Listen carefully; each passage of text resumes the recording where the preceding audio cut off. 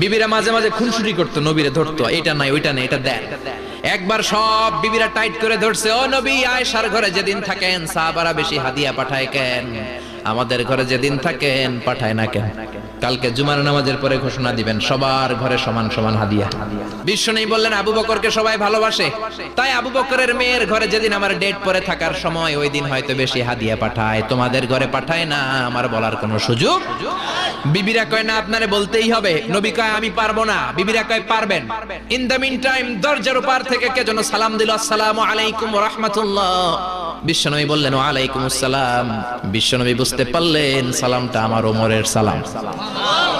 বিশ্বনবী সালামের উত্তর দিয়ে বিবিদের দিকে তাকায়, দেখে একটা বিবি ওর সামনে নাই, সব উদাও, ভ্যানিশ হয়ে গেছে। ওই যে ওমর, সুবহানাল্লাহ পড়বেন না? এই জন্য ওমরকে শয়তানও ভয় পেত।